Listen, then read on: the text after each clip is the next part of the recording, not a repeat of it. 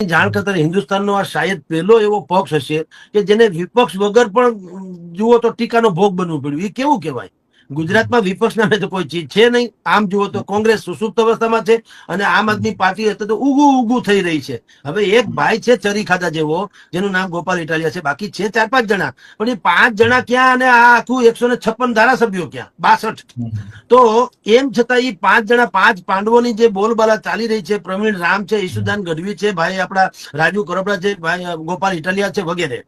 હવે આ 4-5 જણાનો જે અત્યારે દેકારો મચ્યો છે, એ શું સૂચવે છે કે અત્યાર સુધીના જે બાકીનું મંત્રીમંડળ હતું એમાં કાંઈ મેળ પડ્યો નહીં. એ બધાએ ચરી ખાધું. તમે કનુભાઈ દેસાઈ નાણામંત્રી કઈ જેવું તેવું પદ નથી. ગૃહમંત્રી, નાણામંત્રી નેક્સ્ટ ટુ સીએમ ગણાય, બરાબર? તો નાણામંત્રીમાં તમે ક્યારે સાંભળ્યું આટલા એને બજેટ રજૂ કરી દીધા, પણ તમે ક્યાંય સાંભળ્યું ચેમ્બર ઓફ કોમર્સ થી માંડીને વેપારી આલમ મહામંડળે નાણામંત્રી સાથે પરિસંવાદ યોજ્યો હોય કોઈ આર્થિક બાબતો વિશે? કઈ હરામ બરોબર કોઈને કઈ ટપો પડ્યો હતો. બજેટ આવ્યા અને ગયા. નહીં તો સારું થયું બજેટ આવે એટલે ખબર પડે કે કનુભાઈ નામની કોઈ વ્યક્તિ છે અને નાણામંત્રી હોવાનો દાવો કરે છે.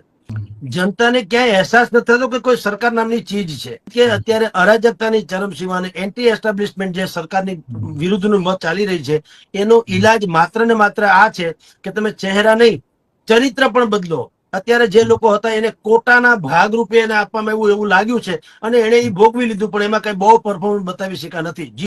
જુઓ, જૂથવાદ અંદર ખાને છે, પણ બે મેઇન લોકો છે, અમિત શાહ અને આનંદીબેન પટેલ. અલ્પેશ ઠાકોર એ ઘણા સમયથી ઓલા કે ને કે ફલાણા ભાઈ પરણું કરતા હતા, એના જેવું છે. એ ઘણા સમયથી લાલ લીલી લાઇટના અને બોલપેનના શોખીન રહ્યા છે કે હવે પરફોર્મન્સ ही पैमाना होगा. અત્યાર સુધી ધબોય નમા હાચ્યું. મંત્રી બેઠા અઠે દ્વારકા કરીને, એમાં એને કઈ કોઈ પરફોર્મન્સ બતાવ્યું? 1-2 જણાને વાત કરો. હર્ષ સંઘવી મીડિયા ફ્રેન્ડલી રહ્યા. ઋત્વિક પટેલ છે એ અત્યારના નવીન ભાઈ જે છે એ નીતિન પટેલ ગણાય, કારણ કે એક્ટિવમાં ખરેખર મંત્રી પદ જેને કહેવાય એ. બાકી બધાએ ચરી ખાધું એમ કહો તો હાલે. અને કોઈથી ભૂંજો પાપડે ભાંગ્યો નહીં. બધી વાતો કરી પણ સમજ્યા જેવું થયું. લોકોએ સહન કર્યા બધાને, ગુજરાતની પ્રજાએ, 6.5 કરોડની જનતાએ. અત્યારે જે જુઓ, 26ની પ્રધાનમંત્રીમાં 17 જણા અત્યારે મંત્રી છે. 17 માંથી તમે ગમે તેને પૂછો, આપણા જેવા મીડિયાના કર્મીને પૂછો તો પણ 17 માંથી વધીને 5, 6, 7 ધારાસભ્ય સુધી પહોંચે. પછી બીજા કોણ છે રાજા રામ જાણે. તો ખરી બધાના ગરબા ઘરે આવશે, બધાને હકાલપટ્ટી થશે. ખરેખર તો એનું નોન પરફોર્મન્સ બતાવવા બદલ એની સામે એક્શન લેવડાવવા જોઈએ, કારણ કે એને તો પોતે નોકરી ગુમાવી ધારો કે મંત્રી તરીકે, પણ પક્ષની છબી બહુ ખરડાઈ ગઈ. આપની